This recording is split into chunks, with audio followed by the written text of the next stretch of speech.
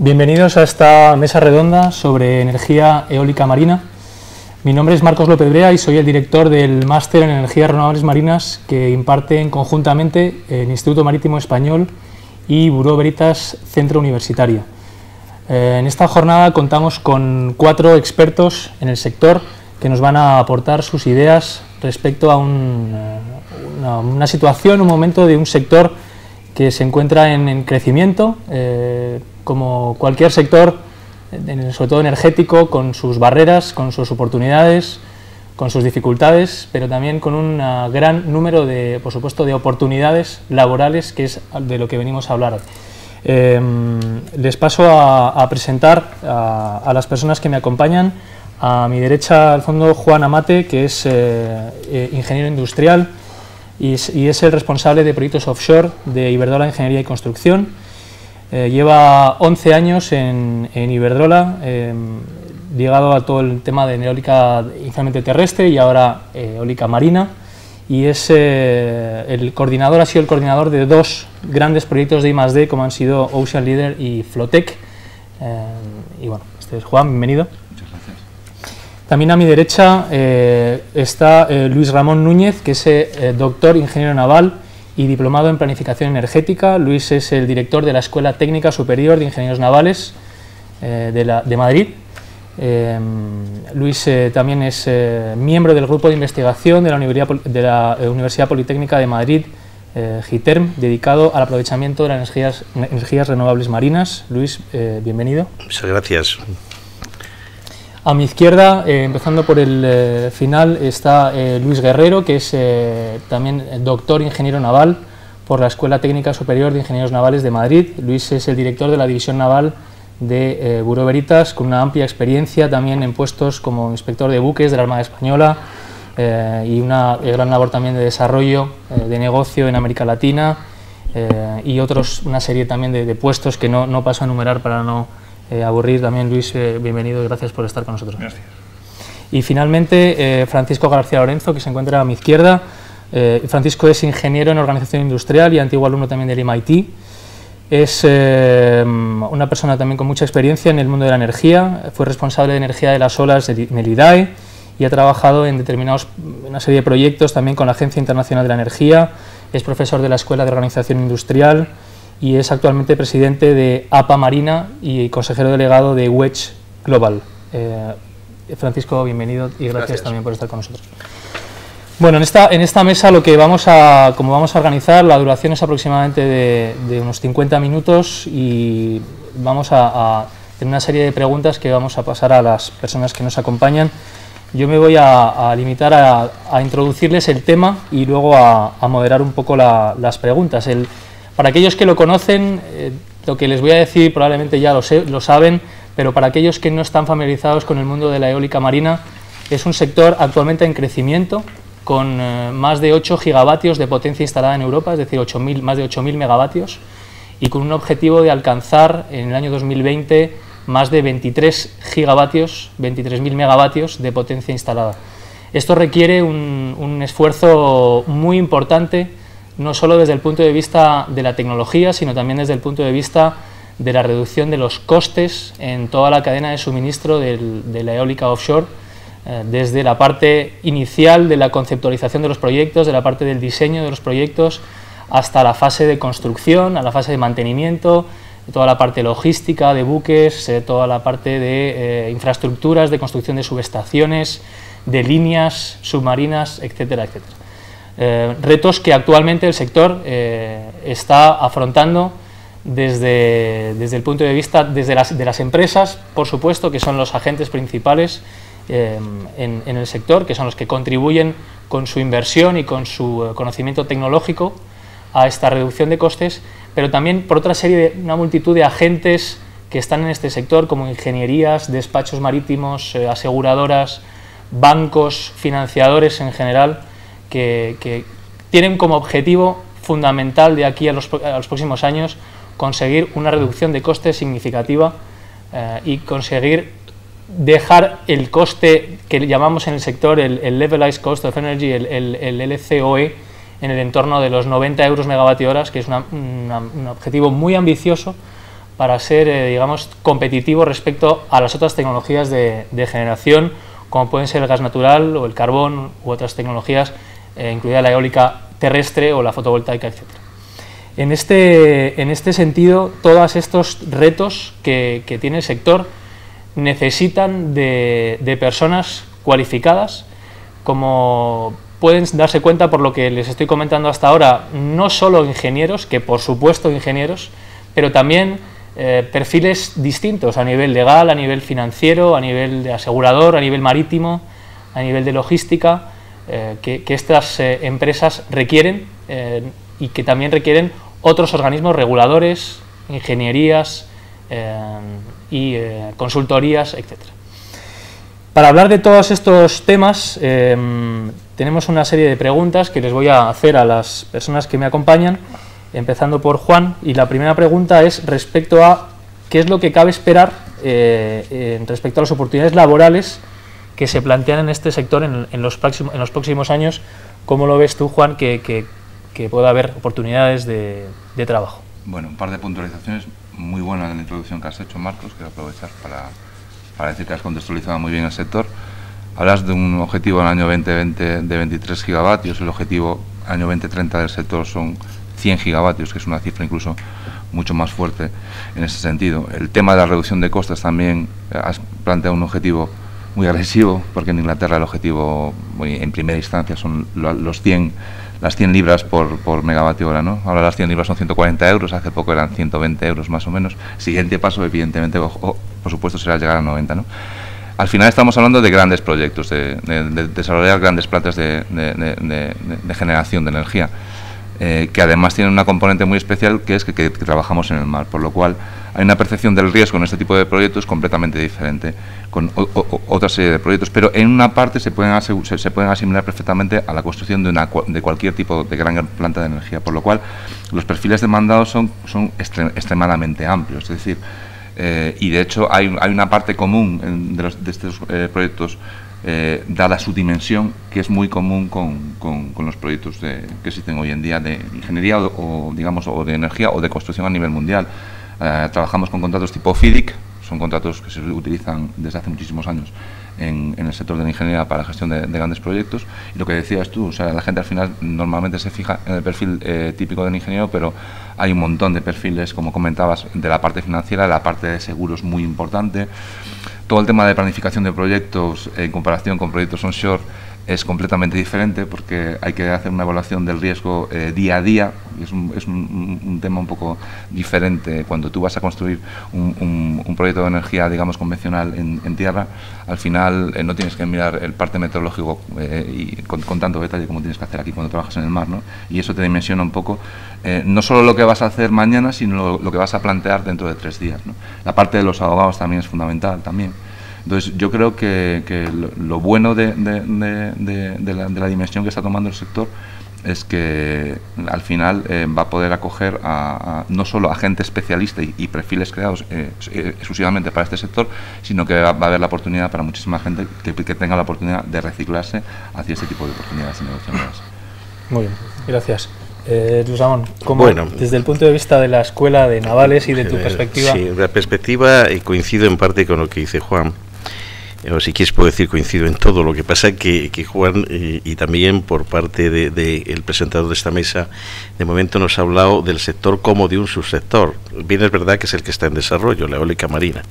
Las energías renovables marinas, como bien sabéis todos, es mucho más que eso. Es decir, tenemos otros campos que además no están totalmente evaluados, porque pueden tener una capacidad tremenda, que son las olas, las corrientes marinas, en menor cuantía el gradiente térmico oceánico y en menor cuantía el gradiente salino. Es decir, esas dos últimas prácticamente van a tener muy poco impacto. Pero en cambio, el segundo grupo de energía en desarrollo va a ser las corrientes marinas. Es donde digamos que en este momento hay tecnología que puede pasar a fase de desarrollo industrial con simplemente voluntad y voluntad inversor para ello. No es así en olas, que yo entiendo que es el recurso más potente que existe, donde está todo prácticamente por hacer. Los intentos que hasta ahí se han llevado a cabo han fracasado todos, como sabéis muy bien. Es decir, bueno, ¿eso qué quiere decir? Que ya desde el inicio de esto todavía hay muchísimas posibilidades de empleo y a nivel inicial de desarrollo conceptual y de desarrollo muy relacionado con grandes proyectos de investigación. Eso también sucede con la eólica offshore de verdad, porque de la eólica que ha hablado mi amigo Juan es de una prolongación de la eólica onshore a zonas marítimas donde la plataforma continúa y donde la profundidad es relativamente pequeña y donde se siguen tecnologías con mucha semejanza con las que utilizan en tierra, cimentando mediante pilote o como mucho mediante plataformas tipo jacket a no mucha profundidad.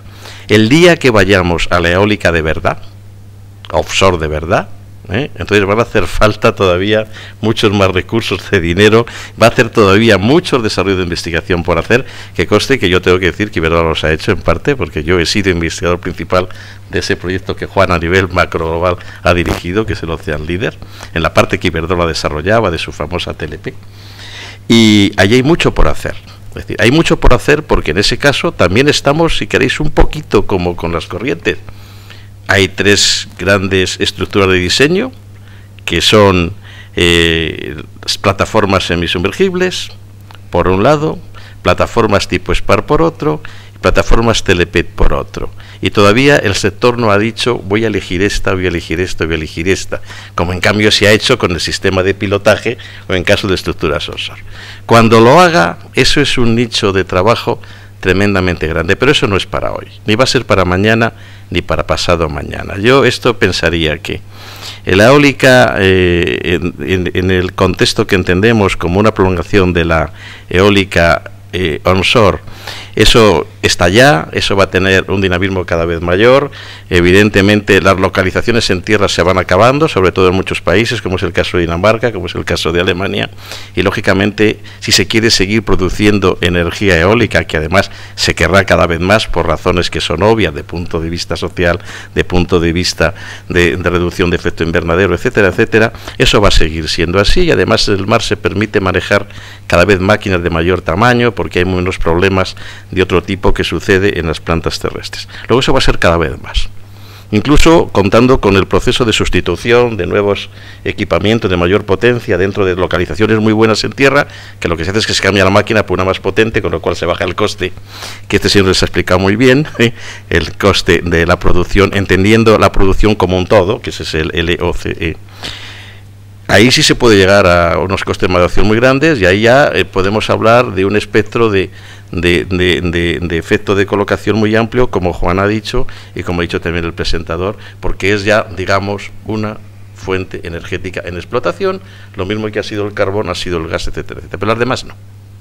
Las demás no. Las demás están en una fase, en unas absolutamente en mantillas y en otras en una fase, pues, ligeramente un poquito más avanzado.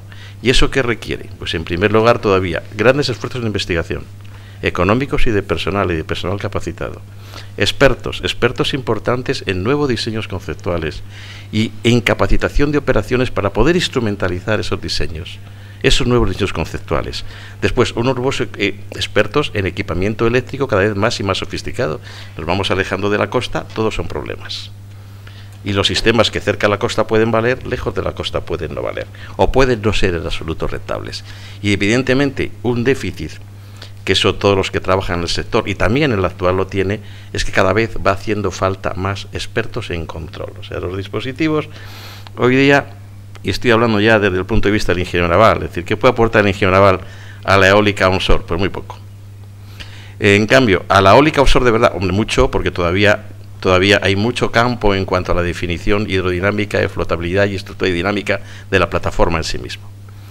Pero en cambio lo que sí que hay es expertos que tengan capacitación de operar de una manera muy eficaz esas plantas.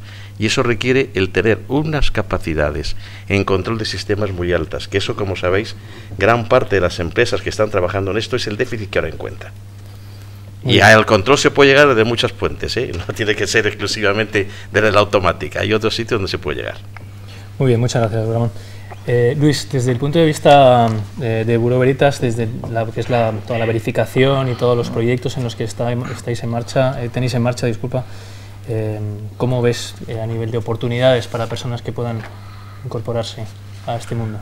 Bueno, como decía Luis, Ramón y Juan hace un momento, pues el control, las actividades de control pues van a tener un desarrollo, están teniendo un desarrollo muy importante en todas las fases de la creación de esta industria, porque en realidad esta industria prácticamente podemos decir que hemos hecho algunas cosas, pero prácticamente todo el gran desarrollo, el gran futuro que supone la eólica marina, digamos como prolongación y como último avance de la eólica terrestre, pues todavía esto está por hacerse, ¿no? Estábamos hablando hace nada de turbinas de 2 megavatios, ya estamos hablando de turbinas de 8, estamos hablando de turbinas de 10, y parece que más el límite, más que la ingeniería, va a ser la logística, la capacidad de llevar las cosas a los lugares, ¿no? En todo este proceso, pues el control, la verificación, la certificación, pues interviene en todas las fases. Primero en las fases de validación de los diseños. O sea, antes de que las cosas se materialicen, de que los inventos se materialicen, pues se tienen que someter a verificaciones y validaciones por entidades independientes, entidades de certificación, que son las que lo miran con otros ojos y están especializadas en decir, en determinar el grado de fiabilidad de un determinado diseño, ¿no? Y esto es antes de poner una tuerca, ¿no? Luego hay que estudiar los procesos de fabricación también, porque no solo se trata de un buen diseño, se trata de fabricar en condiciones controladas y tener un control sobre los procesos, los procedimientos, que abarcan no solo a las fases de taller, sino a todas las fases de la ingeniería de compras, la ingeniería de producción, la ingeniería de los sistemas. Todo esto tiene que estar sometido a control, no ya un control, digamos, de inspección, sino un control de tener un sistema de gestión, pues que nos permita integrar el objetivo final de la empresa, que es la fabricación de equipos o la producción de unos servicios, de acuerdo pues, con las normas de gestión, de ISO 9000, las normas de respecto al medio ambiente, tipo ISO 14000, o incluso la prevención de riesgos laborales dentro de las instalaciones de producción. O sea que todavía no hemos sacado ni una pieza y ya estamos viendo todas las posibilidades que tiene y todas las necesidades de control tan grande que hay. Pero luego cuando se validan cuando ya digamos hemos hecho una parte, pues lo normal es que tengamos que validar un prototipo. Un prototipo pues requiere unas pruebas de envejecimiento, unas pruebas de fiabilidad, unas pruebas por resistencia al ozono, unas pruebas de durabilidad, en definitiva, porque los equipos van a estar instalados en un medio hostil, que es el medio marino, un medio muy corrosivo, muy agresivo con los materiales. Entonces todo esto tiene que someterse a unos ensayos de envejecimiento, unas pruebas en los que también las entidades de certificación pues tienen que aportar su experiencia marina, experiencia en el mar. Claro, no solo hablamos de equipos y de máquinas, hablamos por ejemplo de palas.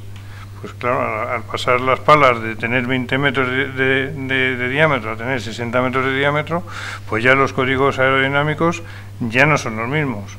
Los códigos hidroelásticos tampoco son los mismos. La interacción entre las fluctuaciones originadas por el estado de la mar con la fluctuación originada por las condiciones del viento, pues también tienen que estudiarse, ¿no? O sea que estamos entrando en un mundo apasionante. Ya se está trabajando, pero cada vez este mundo requiere más de ingeniería, más de conocimiento, para pues, luego poder hacer que las cosas sean sencillas en realidad.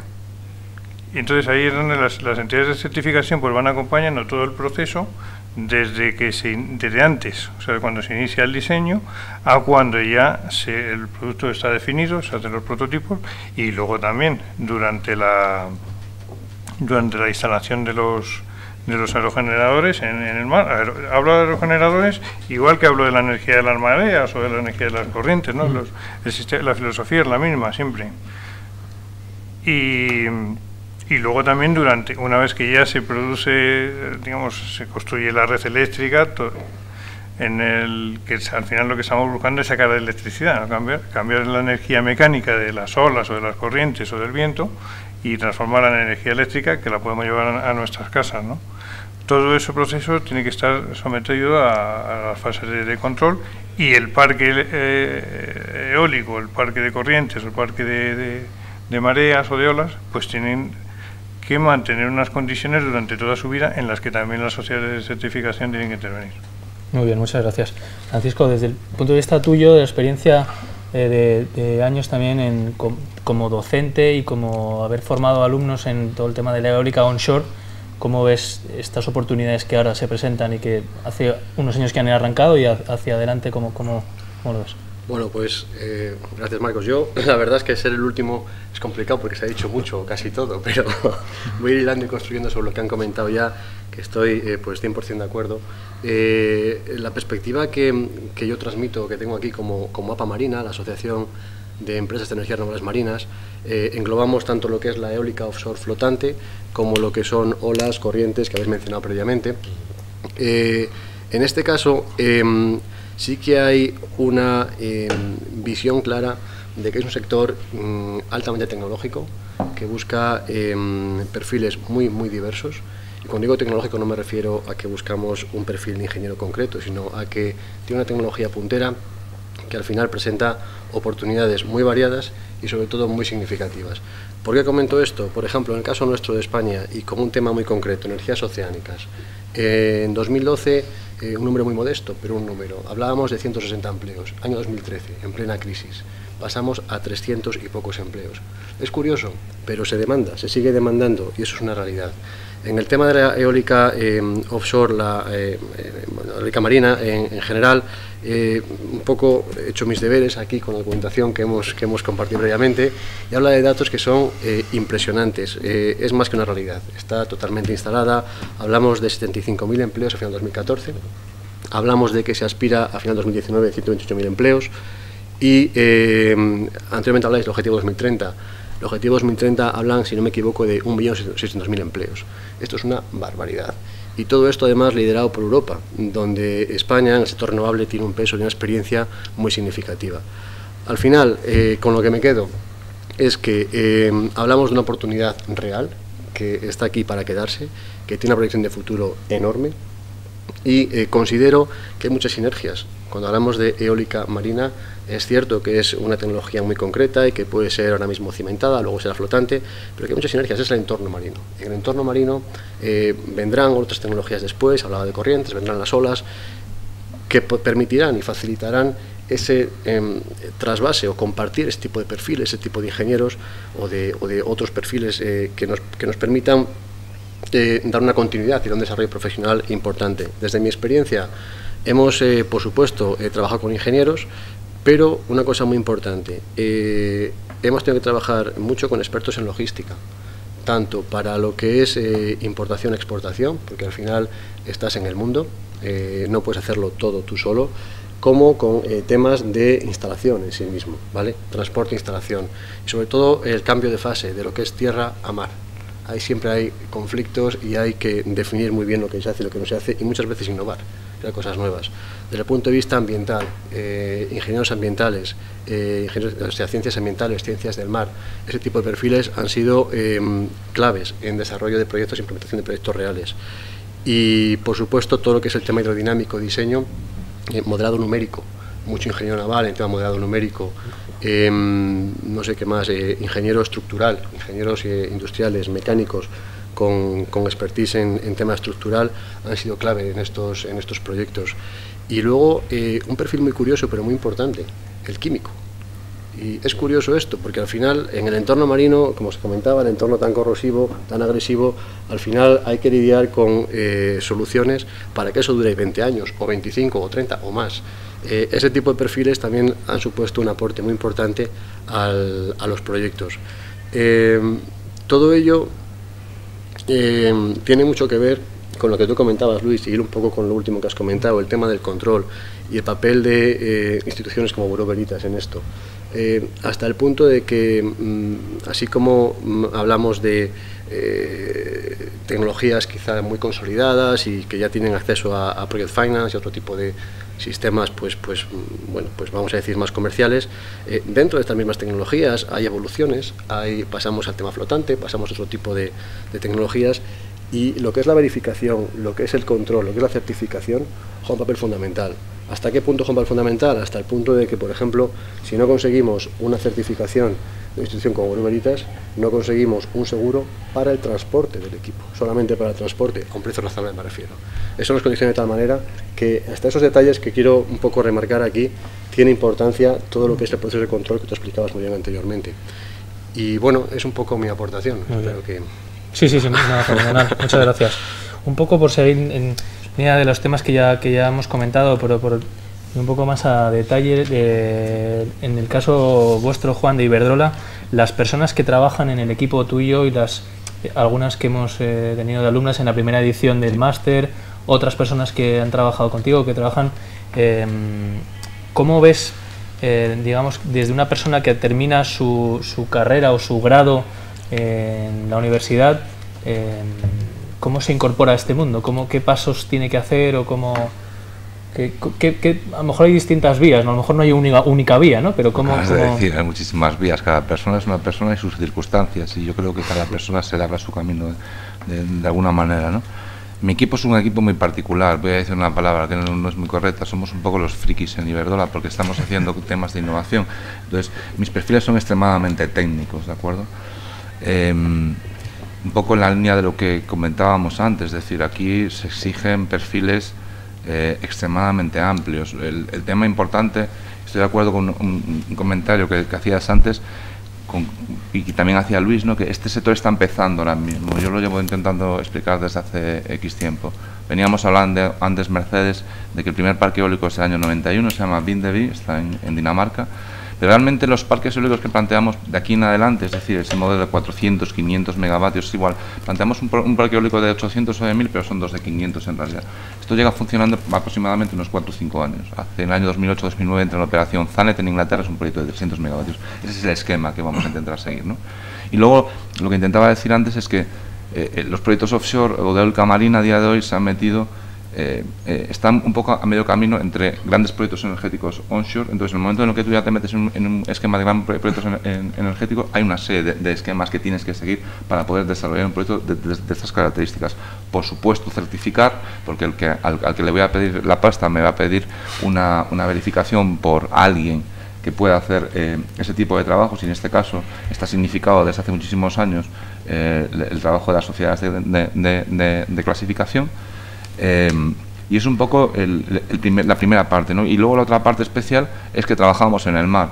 Hablabais antes de temas logísticos y hablábamos de los trabajos un poco que pueden crecer al lado de la eólica marina, porque todo el mundo se queda con el perfil de ingenieros eléctricos, civiles, oceanografía que comentabais. La parte química está más bien en supply chain, es decir, yo no voy a desarrollar un recubrimiento superficial, me lo va a suministrar en este caso Hempel o Jotun, por ejemplo, que son una de las empresas más importantes en pintados offshore, lo mismo con ánodos de sacrificio y ese tipo de cosas. Pero, por ejemplo, el golpe logístico es tan fuerte como que, para que os hagáis una idea, cuando hacemos un ciclo combinado, tenemos un gran transporte, que es transportar una turbina que pesa 400 toneladas. Estaba leyendo hoy de un proyecto que las cimentaciones, los monopilotes estaban pesando 963 toneladas cada uno, y tienes 100 como eso. O sea, la gente del equipo de logística de mi empresa piensa que es un reto llevar una turbina de 400 toneladas. Aquí el problema es ser capaz de llevar 100 unidades que pesan el doble